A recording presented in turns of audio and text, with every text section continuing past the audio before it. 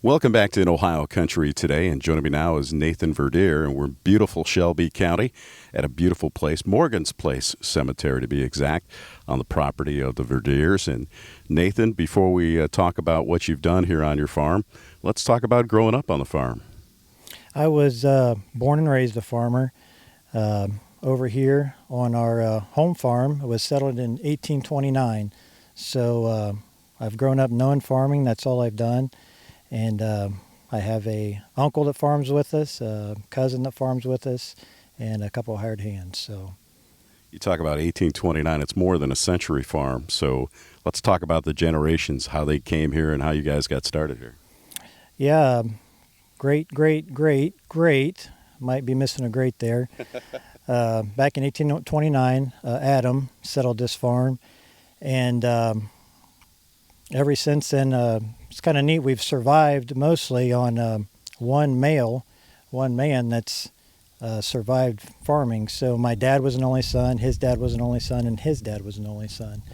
So kind of a neat story that I guess I was destined to be a farmer, and I guess I was going to be the one who was taking over because the only man. So Here in Shelby County, how many acres do you guys farm, and what all do you do besides row crops? we farm around 2,900 acres, just corn and soybeans. Don't have any livestock, dairy, anything like that. We do some cover crops, but that's just for purposes to loosen up the soil. Spend a lot of the time just farming. I do a lot of the operations, selling the corn, marketing the corn. So that keeps me busy. We have 9 kids. That definitely keeps us busy. And our newest venture here at Morgan's Place is also keeps us busy. Well, let's talk about it now. Morgan's Place Cemetery. How did you come up with the idea, and why? Well, it wasn't my idea. I mean, that's probably more of a story that my wife can tell a little better. But we had a couple losses through miscarriage, and just struggled with how to bury, where to bury. And one night we were just kind of struggling with decisions to make, and we had really no direction or really help. And my wife just woke up in the middle of the night, and she said, "Nathan, we need to start our own cemetery." And as she always says, I didn't say no.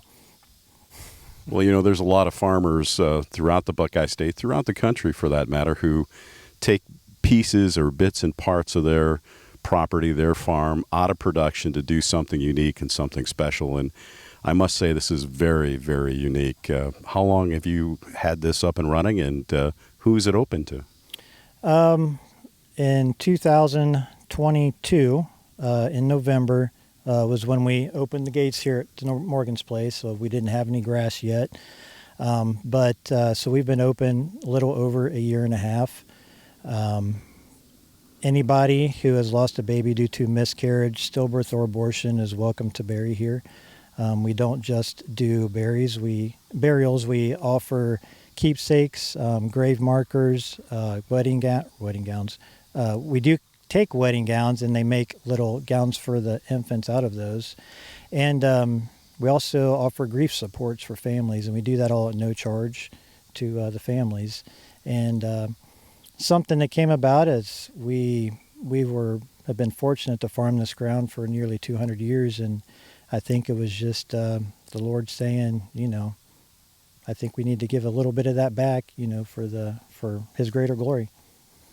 It's a real blessing to have something like this because coming from a family that I'm one of 11 kids, and of course Mom had 2 miscarriages, the personal relationship that a mother has with that child, no matter how long they live or how short their lives are, is got to be something that what you guys try to do to help comfort them. It's got to be comforting to the parents to have an option like this. Yes, it definitely has been. I mean, we've seen that. It's hard, I know, for my wife to relive kind of that loss with every family. But just the comments we get, we know that we're helping them. It's a big burden they have to go through with, finding out the financial part of bearing a baby, and just the aspects that decision making at such a hard time of loss, that we can take a lot of those burdens off of them. And it's been a real blessing to us just to meet so many wonderful families, and to have so many communities and people that can be community involved in building this place. We couldn't have done it without them, and it's just been a real blessing to us too. We just receive so much from so many neat families, helping them out. Joining me now is Mollie Verdier. And Mollie, when we talk about Morgan's Place here, is it okay to talk about the name, how you came up with the name? Absolutely. When somebody loses a baby, often one of the very first things you think about when you get pregnant is that you would like to figure out what you're going to name your baby. But then when you lose your baby, sometimes those names get pushed aside, or you aren't sure what you want to name your baby. You're not sure of the gender, or maybe you feel like the baby was too small. But when we lost our baby, we just decided that we were going to name the baby more of a gender-neutral name, because we weren't sure if it was a boy or a girl. And so we came across the name Morgan. All of our children, all 9 of them, have a name that starts with the letter M. Well, let me interject. I'm one of 11 kids, and all our first names start with D. Oh. So talk about the family involvement in a project like this. Opening Morgan's Place took not only the community, but it does take the whole family. To ask my husband's family to give up a farmland that's, over 200 years old, part of his family, it's a big sacrifice. And so everybody needed to be on board. And, our children, they come out here every day. They help us clean the cemetery, maintain the cemetery, mow the cemetery. So we're all in it. And they also make sacrifices. Our older children, watch the children while we come out and do funerals or tend to families. And I'm taken away from them to serve our God through other grieving families. So it is a family effort, even though sometimes they aren't right out here doing the work with the families. I love the connection. I love the fact that they're connected to it as well. There's a personal relationship, not only among the family members, but with this ground. And I think when you put something personal into something like this, people who come here and utilize this place will know right off the bat that they feel welcomed, right? Right. I remember the day that we told our children that we had lost Morgan, and each one of our children, they were probably 18 to very young, maybe 1 or 2, and they each had a different response. But I remember my 10-year-old's response the most, and she said, "Mom, God has a plan for this." And so even at a very young age, she recognized that there was a plan set out, that every baby was created, not born, but they were created with a divine purpose. And that maybe our baby's divine purpose wasn't to live, but it was to die, right? To be born into the arms of Christ, so that the Verdier family, this farming family, could serve God in the capacity that he needed us to. When we talk about your background, we talked a little bit with Nathan about his farming background. Let's talk a little bit about yours and where you grew up. Sure. I just grew up about 12 minutes from here, a big farming family as well. Fair to finish farm operation, dairy farm. I was a Shelby County pork queen, FFA queen. I always say I'm a farmer's daughter, farmer's wife, but I don't know a lot about farming now. And sometimes I do mix up combines with other machinery. So I'm definitely not super well versed. But I went to college. I do occupational therapy. I actually ran a telehealth company for 10 years. I patented special needs products for children. And then this happened and kind of stopped me in my tracks. And not only did it reveal to me my baby's divine purpose, but it also revealed to me my own divine purpose, right? And so everybody that works at Morgan's Place, we're all volunteers. Everything is 100% charitable. And those were the promises that I made to Christ the night that he placed Morgan's Place on my heart. That's beautiful. Couldn't say it any better than that.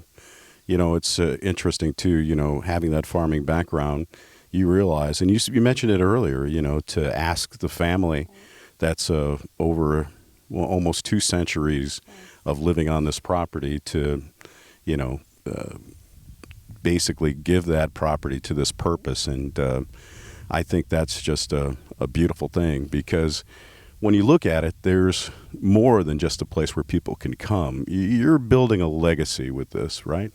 Absolutely. The cemetery's forever. Yeah. And really, Morgan's Place is more than just a cemetery. We buried, since the day we opened, we buried our 2 babies that day. One of our babies was a triplet, so there's 2 babies in our plot. But we've buried 65 babies here, and we've helped over 105 babies in just that 20-month time period.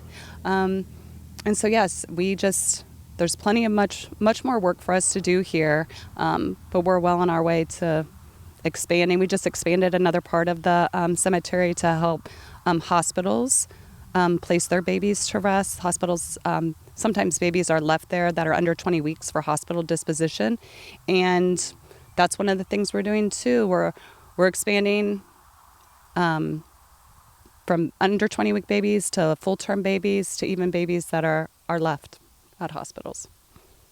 I've covered a lot of stories in my 40 years of broadcasting, and this is our 20th year of In Ohio Country Today on TV, and I have to say this is one of the more humbling stories, and you guys need to be congratulated and for what you've done. If people want more information, where do they go? Absolutely. Well, you can always contact me. I'm Mollie, and but we have a Facebook page and a website, morgansplacecemetery.org. Feel free to reach out. My number's on just about every publication that we have. Mollie, I want to thank you for joining us. I want to thank Nathan for joining us. And again, for more information, you can check us out on the web at inohiocountry.com. We'll have a link to that site as well. We'll be back with more In Ohio Country Today right after this.